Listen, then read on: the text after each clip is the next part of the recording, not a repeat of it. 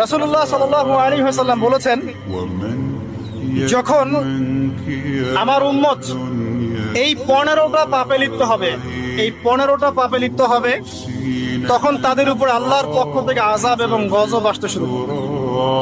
হাদিস আসলে অনেক আছে, কিন্তু সবগুলো বলার সময় থাকবে না। আমি মূল কয়েকটা বলছি, এগুলোর মধ্যে সব পড়ে যাবে ইনশাআল্লাহ। যখন আমার উম্মত এই 15টা কাজ করবে, তখন তাদের উপর আল্লাহর পক্ষ থেকে আযাব এবং গজব অবধারিত আসবে। এক নাম্বার পাপ যখন এই উম্মতের মানুষ করবে, যখন তারা গনিমতের মালকে ব্যক্তিগত সম্পদ মনে করবে। গনিমতের মাল বোঝেন?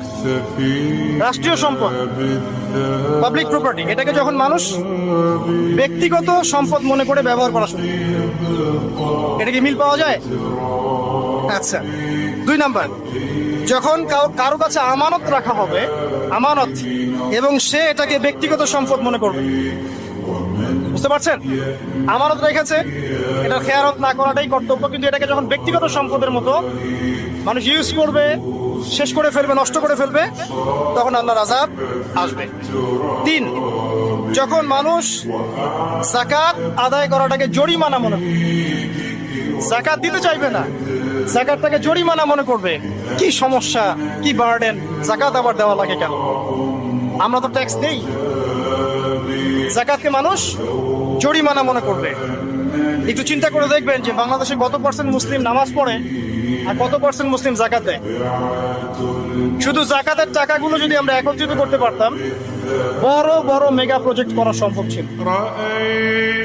অনেক বড় বড় প্রজেক্ট করা সম্ভব ছিল অনলি যাকাতের টাকা দিয়ে। আর যাকাতের টাকা 1 বছরে শেষ হয়ে যায়, পরের বছর আবার ঘুরে আসবে। ঠিক আছে, ইসলামিক ইকোনমিক্স এর বেসই হলো যাকাত। এটা নিয়ে আমরা ইনশাআল্লাহ আরেকদিন কথা বলবো। 4 নাম্বার, যখন স্বামী, সমাজের স্বামী যারা আছে, এরা স্ত্রীদের আঁচল ধরে থাকবে। বুঝতে পারছেন? স্বামী স্ত্রীর আঁচল ধরে থাকবে, মানে স্ত্রীর অনুগত, স্ত্রী যা বলবে তাই। আচ্ছা, গায়রত নাই, মানে স্বামী পুরুষত্বের গায়রত নাই। 5 নাম্বার, যখন সন্তান মায়ের অবাধ্য হয়ে স্ত্রীর খেদমত করা শুরু, যখন সন্তান মাকে দেখবে না, স্ত্রীকে দেখবে। পাচ্ছেন মিল সমাজে? আচ্ছা। 6 নাম্বার, যখন বাবার পরিবর্তে, পিতা, বাবার পরিবর্তে মানুষ বন্ধুদেরকে সম্মান করা শুরু, বাবাকে সম্মান করবে না, ফ্রেন্ড সার্কেলকে সম্মান। সুবহানাল্লাহ। এরপরে আসেন 7, যখন আমার কথা